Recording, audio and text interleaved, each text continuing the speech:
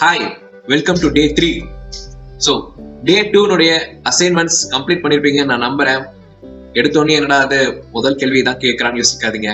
So நேற்று இருக்கிற assignments complete பண்ணல அப்படின்னா நான் வெயிட் பண்றேன். ஓகே, நீங்க டே 2 அசைன்மெண்ட்ஸ் கம்ப்ளீட் பண்ணிட்டு வந்துருங்க. என்ன அசைன்மெண்ட்ஸ் அப்படின்னு கேட்காதீங்க. ஓகே, நேற்றே நம்ம சொல்லியிருந்தோம் 3 விஷயம் நாம கொடுத்திருந்தோம். 1, உங்களுடைய வாழ்க்கை என்ன மாதிரியான வாழ்க்கை நீங்க வாழணும்னு ஆசைப்படுறீங்களோ அதை ஒரு லைஃப் ஸ்கிரிப்ட் மாதிரி எழுத சொல்லியிருந்தோம். அதுதான் உங்களுடைய முதல் கேள்விக்கான ஒரு பதிலா உங்களை கொடுக்க சொல்லியிருந்தோம் அந்த ஆக்டிவிட்டி புக்ல. ஞாபகம் இருக்குங்களா? ஃபைன். ஸோ அடுத்த கேள்வி என்னன்னு பார்த்தீங்கன்னா, அந்த நீங்க டிஸ்கிரைப் பண்ண அந்த ஒரு லைஃப் ஸ்கிரிப்ட் இருக்கு இல்லைங்களா, உங்களுடைய வாழ்க்கை அந்த எவ்வளவு அற்புதமாகவோ இல்ல அழகாகவோ எப்படிலாம் இருக்கணும்னு நீங்க ஆசைப்பட்டீங்களோ, உங்களுடைய கரியராக இருக்கலாம், அல்லது உங்களுடைய ஃபேமிலி லைஃபாக இருக்கலாம், அல்லது உங்களுடைய சோஷியல் லைஃப், இது எது வேணாலும் இருக்கலாம். ஓகே, இது எல்லாமே அந்த லைஃப் ஸ்கிரிப்ட்ல கலந்துருக்கும் நான் நம்புறேன். ஓகே, இன்கேஸ் அது அப்படி எது ஒரே ஒரு ஐட்டம் மட்டும் தான், சரி நான் ஜாப் இல்ல கரியர் மட்டும் தான் நான் ஃபோக்கஸ் பண்ணி அதில் எழுதியிருந்தேன் அப்படின்னு நினைச்சீங்கன்னா அது திருப்பி ரீரைட் பண்ணுங்க. ரைட், லைஃப்ல எல்லாமே இருக்கணும். அதற்காக தான் நேற்று நம்ம அந்த வீல் ஆஃப் லைஃப் அப்படிங்கிற விஷயம் பார்த்திருந்தோம். ரைட், ஸோ அந்த வீல் ஆஃப் லைஃப் நீங்க கம்ப்ளீட் பண்றப்பே உங்களுக்கு தெரிஞ்சிருக்கும், ஓகே நம்மளுடைய வாழ்க்கை எல்லாமே கலந்தது தான் நம்ம வாழ்க்கை அப்படின்னு ஒரு புரிதல் உங்களுக்கு வந்திருக்கும். ஸோ அதை பேஸ் பண்ணி தான் அந்த லைஃப் ஸ்கிரிப்ட் நீங்க எழுதிருப்பீங்க நான் நம்புறேன். ஓகே, ஸோ அந்த லைஃப் ஸ்கிரிப்ட் நீங்க எழுதின பிறகு நீங்க அதை அச்சீவ் பண்றதுக்கு என்னென்ன ஆக்ஷன்ஸ் எடுக்கணும் அப்படிங்கிறது 2வது கேள்வியா கொடுத்திருந்தோம். அதையும் ஃபில் பண்ணிருப்பீங்க நான் நம்புறேன். ஒவ்வொரு செக்டாருக்கும் நீங்க என்னென்ன ஆக்ஷன்ஸ் எடுக்கணும் அப்படிங்கிற மாதிரி நீங்க அதை ஃபில் பண்ணுங்க. 3வது அதை ஆக்ஷன்ஸ் நீங்க ஃபில் பண்ணதை பேஸ் பண்ணி கரண்டா இப்பவே என்னென்ன ஆக்ஷன்ஸ் எடுக்கணும் அப்படிங்கிறதையும் ஃபில் பண்ண சொல்லியிருந்தோம். அப்படி நீங்க ஃபில் பண்ணிருந்தீங்கன்னா பிக் அப்ளாஸ், சூப்பர். அப்படி ஃபில் பண்ணல அப்படின்னா ப்ளீஸ் இப்ப போய் முதல்ல ஃபில் பண்ணிட்டு வந்துருங்க. ரைட், நான் வெயிட் பண்றேன், ஒண்ணுமே இஷ்யூஸ் கிடையாது. ஓகே, அதை தாண்டி இன்னொன்னு நம்ம சொல்லியிருந்தோம். என்னன்னு கேட்டீங்கன்னா, நேற்றைய இரவு நீங்க அந்த ஈவினிங் மைண்ட் செட் அதை நீங்க ஃபில் பண்ணிருக்கணும். நம்மளுடைய எதுல அப்படின்னு கேட்டீங்கன்னா, நம்மளுடைய பர்சனல் மாஸ்டரி ஜேர்னல் அந்த ஒரு ஸ்பைரல் பயணிங் பண்ணிருக்கீங்க இல்லைங்களா? ஸோ அதுல நீங்க நேற்றைய தினத்துக்கு உண்டான ஈவினிங் மைண்ட் செட் ஃபில் பண்ணிருப்பீங்க நான் நம்புறேன். ஓகே, அடுத்தது இன்றைய தினம் ஆரம்பிக்கிறதுக்கு முன்னாடி நீங்க எந்தெந்த விஷயத்துக்கெல்லாம் உங்களுடைய ஷெட்யூல் அல்லது உங்களுடைய மார்னிங் மைண்ட் செட் எப்படி இருக்கணும்னு நீங்க உருவாக்குனீங்களோ, நினைச்சீங்களோ, அதை எல்லாத்தையும் நீங்க அதுல எழுதியிருக்கீங்களான்னு பாருங்க. அதையும் ஃபில் பண்ணிட்டு வந்துருங்க. ஓகே, ஸோ இன்றைய தினம் நம்ம பார்க்க போறது நேற்றைய ஆக்டிவிட்டி பேஸ் பண்ணி தாங்க இருக்கு. அதனாலதான் நான் இப்போ ஃபில் பண்ண சொல்லியிருக்கேன். ஸோ நேற்றைய தினத்தினுடைய லைஃப் ஸ்கிரிப்ட் நம்ம எழுத சொல்லியிருந்தோம். அடுத்தது ஆக்ஷன்ஸ். நிறைய பேர், நிறைய நண்பர்கள், இது எல்லாமே நான் ஏற்கனவே நிறைய செஷன்ஸ்ல பார்த்திருக்கேன் ரோஜேஷ். ரைட், நிறைய செஷன்ஸ் நான் ட்ரைனிங் ப்ரோக்ராம் அட்டன் பண்ணியிருக்கேன், நிறைய டிஜிட்டல் கோர்ஸ் அட்டன் பண்ணியிருக்கேன். எல்லாத்துலயும் இதை ஃபில் பண்ண சொல்றாங்க. அந்த நாட்கள், அந்த ஒரு பயிற்சி வகுப்பு இருக்கிற நாட்கள் மட்டும் எனக்கு நல்லா இருக்கு. அதை தாண்டி என்னோட டிரைவ் பண்ண முடியல, என்னால அடுத்த மேற்கொண்டு டிரைவ் பண்ண முடியல அப்படின்னு நீங்க நினைக்கிற ஆளா இருந்தீங்க அப்படின்னா இன்றைய தினத்தினுடைய அண்டர்ஸ்டாண்டிங் உங்களுக்கு ரொம்பவே உதவுங்க. ஓகே, ஸோ நம்ம இன்னைக்கு என்ன பார்க்க போறோம்னு பார்த்தீங்கன்னா, ஒவ்வொரு மனிதனுடைய வாழ்க்கை நோக்கம், அவங்களுடைய அவுட்கம் தேடி போறாங்க இல்லைங்களா? அந்த அவுட்கம் தேடி போகும்போது 2 விஷயம் அவர்களை டிரைவ் பண்ணும். அது என்ன 2 விஷயம் பார்த்தீங்கன்னா, அது நம்மளுடைய ஃபில்டர்ஸ் கூட சொல்லலாம், நம்முடைய ஒரு கட்டமைப்பு. ஸோ அந்த 2 விஷயம் என்னன்னு பார்த்தீங்கன்னா, ஒன்று pain, moving away from pain அப்படின்னு சொல்லலாம். 2வது மூவிங் டுவர்ட்ஸ் ப்ளஷர் அப்படின்னு கூட சொல்லலாம்.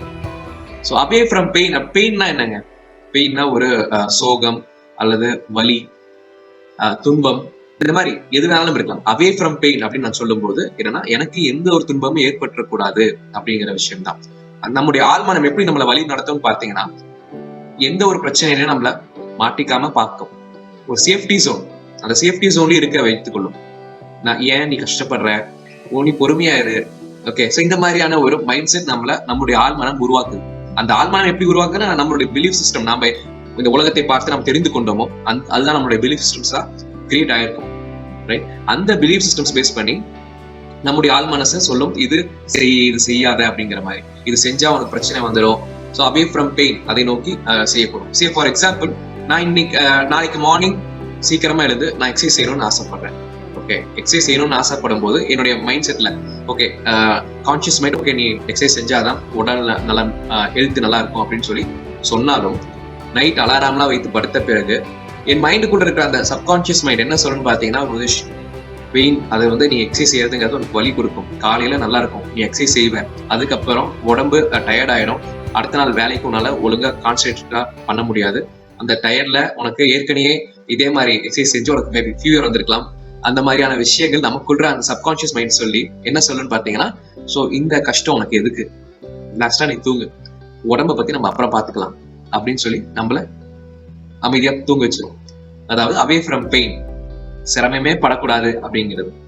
ஓகே, சோ இன்னொரு விஷயம் நம்ம ட்ரைவ் பண்ணது என்னன்னு பாத்தீங்கன்னா, moving towards pleasure. Moving towards pleasure, இதே நான் எக்ஸாம்பிள் சொல்றேன். இப்போ நான் வந்து எக்ஸசைஸ் செய்யணும்னு ஆசைப்படுறேன். சோ இந்த மைண்ட் செட் இருக்கு இல்லைங்க, என்னுடைய சப்கான்சியஸ் மைண்டுக்கு என்ன சொல்லும் அப்படின்னு பாத்தீங்கன்னா, ஓகே நீ எக்ஸசைஸ் செய்யாத, உனக்கு அது கஷ்டத்தை கொடுக்கும். அதை தாண்டி இது வேறு விதத்துல சப்கான்சியஸ் மைண்ட் நான் ரீவயர் பண்ணணும்னு வச்சுக்கோங்க. அதை நான் எப்படி ரீவயர் பண்ணலாம்னா, என்னென்ன ப்ளஷர் எனக்கு கிடைக்கும், என்னென்ன சந்தோஷங்கள், என்னென்ன இன்பங்கள் எனக்கு கிடைக்கும். சே ஃபார் எக்ஸாம்பிள் எக்ஸசைஸ் செய்யறதுனால என்னுடைய பாடி போஸ்டர் நல்லா இருக்கலாம், என்னுடைய பாடி ஸ்கின் வந்து ஒரு க்ளோயிங்கா இருக்கலாம், என்னை பார்க்கிற நபர்கள் okay is a fit person அப்படின்னு சொல்லலாம், என்னுடைய பிசினஸ்க்கு அது ரொம்பவே உதவலாம். It can be anything. So இந்த மாதிரியான ப்ளஷரபிள் ஸ்டேட்மெண்ட்ஸ் நமக்குள்ள நம்ம விதைக்கும் போது அது நம்மள வேறு விதத்துல கொண்டு போகும். Hope you got my point, right? So ஒவ்வொரு மனிதரையும் டிரைவ் பண்றது இந்த ரெண்டு விஷயம் தாங்க, moving towards pleasure and moving away from pain. நீங்கள் உங்கள் வாழ்க்கையில் பல நேரங்களில் ஒரு சில விஷயங்கள் உங்களுடைய கோல் நோக்கி போகும்போது என்னென்னலாம் செய்யணும்னு ஆசைப்படுறீங்களோ அதெல்லாம் at some point of time அது செய்யாம விட்டுருந்துருக்கலாம். அதற்கான காரணம் என்னன்னு பாத்தீங்கன்னா, அது உங்களுக்கு ஒரு விதமான ஒரு அவே ஃப்ரம் பெயின். விளையாட்டுலயே பாத்தீங்கன்னா ரெண்டு விதமான விளையாட்டு இருக்குங்க. நீங்க விளையாடுறீங்கன்னா, சே ஃபார் எக்ஸாம்பிள் நீங்க கிரிக்கெட் விளையாடலாம், இல்ல கேரம் போர்டு விளையாடலாம், எனிதிங் இட் கேன் பி.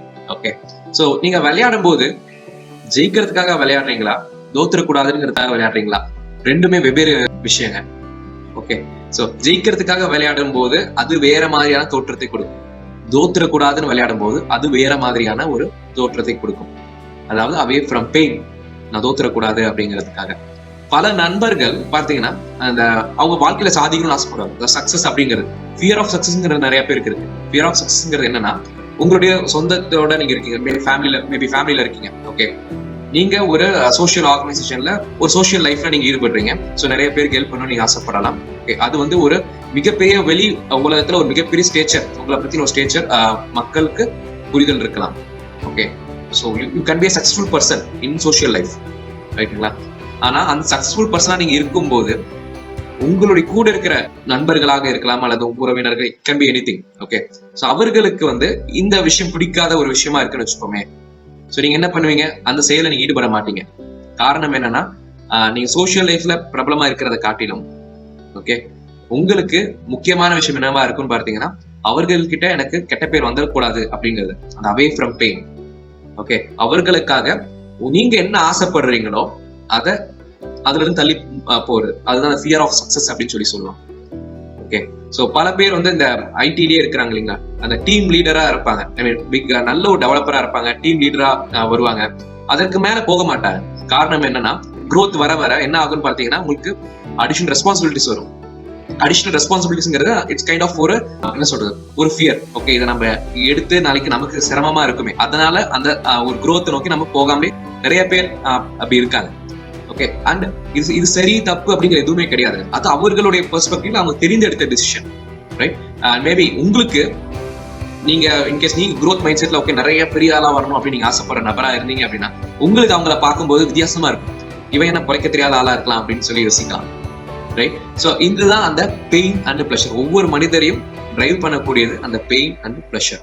ஒரு நம்மளுடைய வாழ்க்கையில் பாத்தீங்கன்னா நம்ம பார்க்கிறோம் இல்லைங்களா, ஆட், டிவி ஆட், இது எல்லாமே இந்த பெயின் அண்ட் பிளஷர் நோக்கி தான் இருக்கும். நீங்களே கூர்ந்து கவனிச்சீங்கன்னா உங்களுக்கே தெரியும்.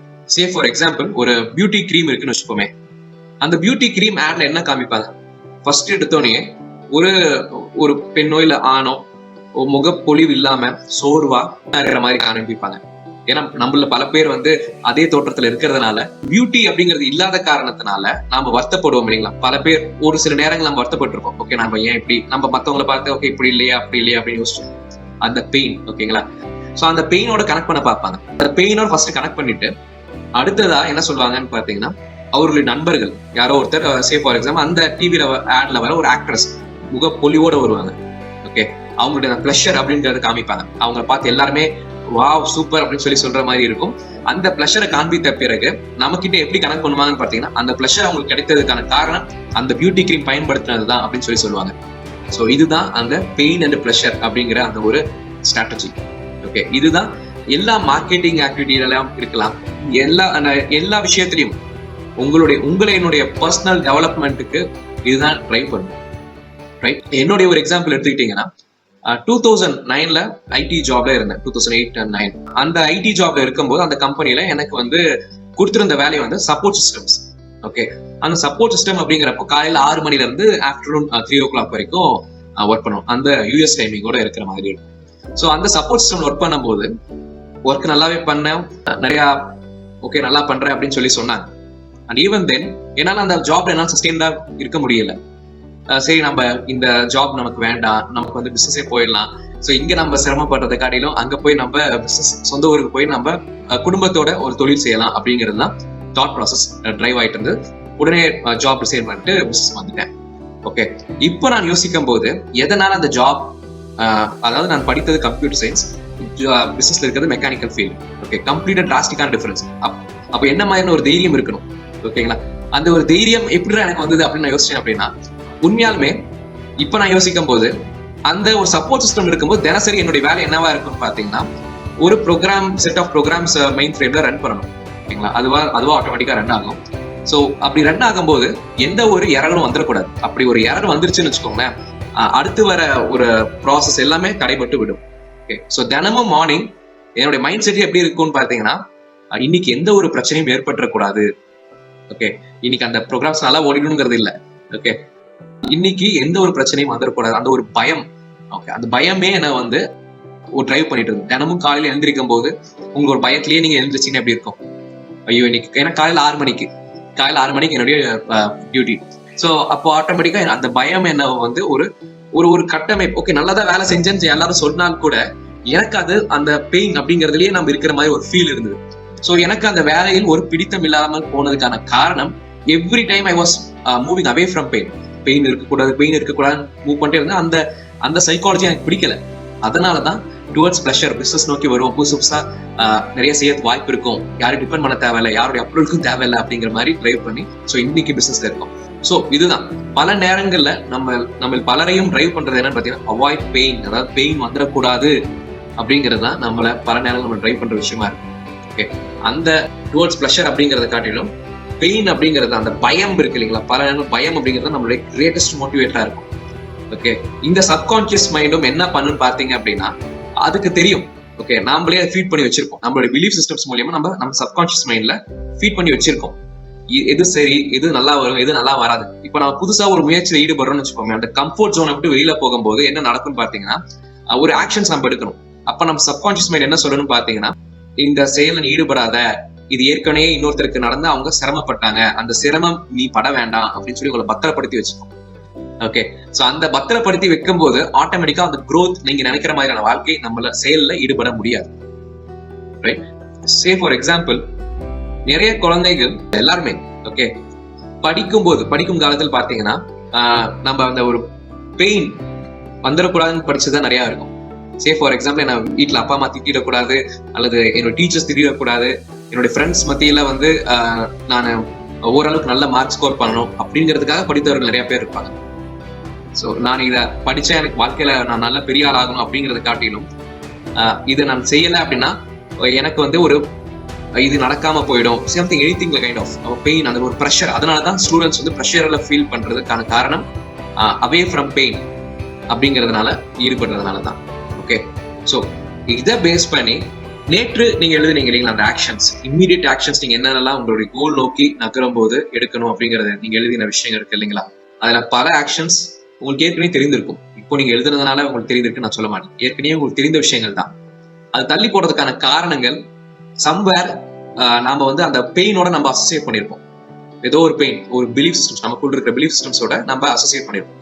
ஸோ அதை இப்போ நீங்க எழுத போறீங்க. முதல்ல என்ன எழுத போறீங்கன்னா, நீங்க என்னென்ன ஆக்ஷன்ஸ் இருக்கு இல்லைங்களா, அந்த ஆக்ஷன்ஸ் செய்யாம இருக்கிறதுக்கான காரணம், அந்த ஆக்ஷன் செய்யாம இருக்கிறதுக்கான காரணங்கள், அதாவது அந்த பெயின் என்னென்னலாம் அப்படிங்கறத லிஸ்ட் அவுட் பண்ண போறீங்க.